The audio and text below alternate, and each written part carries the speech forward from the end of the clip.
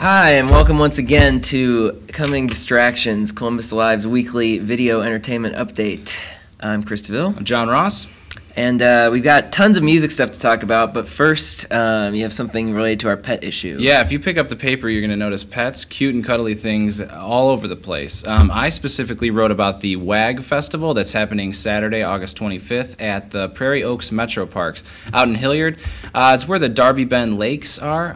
There's some great pet-friendly amenities out there. A couple of pet trails. There's an off-leash swimming area in one of the lakes.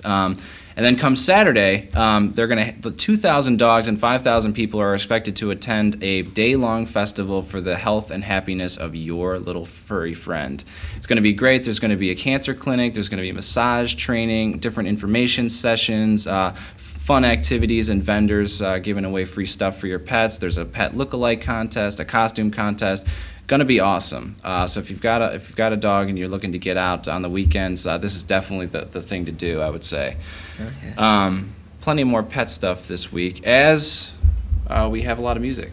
That's right. Well, before we talk about new music, sort of a musical comedy thing we wanted to talk about was that we were glad to find out last week that, or early this week was it, that Flight of the Conchords has definitely been renewed for a second season on HBO. Hats off. Congratulations to the bigwigs over at that network for making a wise decision. I was kind of surprised that they were even considering not renewing it, just because maybe it's because I've infected all of my friends, and so everyone I know is into it. Through me or through somebody else. But apparently, Brit and Jermaine will be back, as will Murray. Yes, present. Yes, present. So yeah, there you have it. If you haven't seen the show at all, it's really worth subscribing to HBO just so you can watch it on demand whenever you want. But if not, pick up the DVDs when they come out eventually. Yes. As far as new discs, New Pornographers, Rilo Kiley, and Caribou have new discs out. Also, Travis Morrison, who used to lead a band called The Dismemberment Plan, which is one of my all-time favorites. He has a new record out today. And MIA. Perhaps our featured Spotlight national release, because it's really good. It is really good. It's kind of a lot crazier than her first album was. There's just like all this kind of like world music sounds coming in from all directions, but noisy almost in a way, because it's so layered. I think. Yeah, it's really noisy. It's just kind of like controlled chaos, not always even controlled chaos, but it's hip hop music at the base of it, but it's a lot stranger than your average hip hop record, and I'm really enjoying it.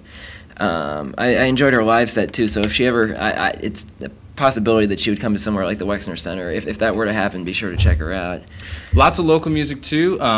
We will have a whole page of local music reviews in the paper this week, including a new one from Sarah Asher. She's been, putting out a couple of singles and maybe an EP earlier this year, and this is her first full length, and it's fantastic.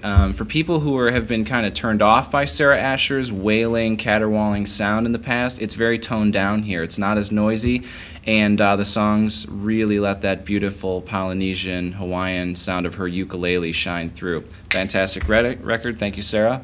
We also have 3 more reviews on there to look out for. A new 7 inches from Necropolis and Rose Hips, and also full-length debut from Sing Kane, which is the side project of Ahmed Galab. He was in local rock and electronic bands such as Sweetheart and Pompeii This Morning.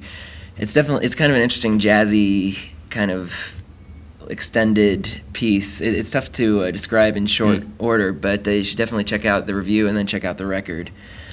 Last thing on the agenda is... there's plenty of live local music going on. First thing we wanted to talk about is WCBE's annual benefit called The Strip and Beyond. This is the 3rd year they're doing it. And basically what Maggie Brennan, the music director over there, does is she solicits, I think there's 12 bars along High Street. There's a couple on Summit and a couple in Grandview, each to host a show with 3 or 4 local musicians. And then all the proceeds go to benefit our hometown NPR station, and everybody from Happy Chichester to Megan Palmer to Earwig to Umbambe all play at these different venues, and you get a ticket and you can kind of bar hop if you want or stay at one venue all night long. That's Friday.